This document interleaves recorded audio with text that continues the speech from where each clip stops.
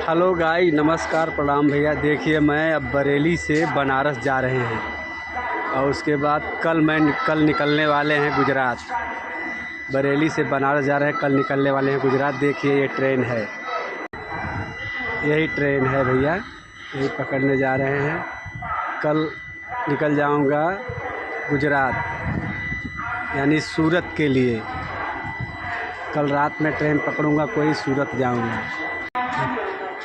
ये देखिए, यही है। और ये गाड़ी 4:35 पर खुलेगी।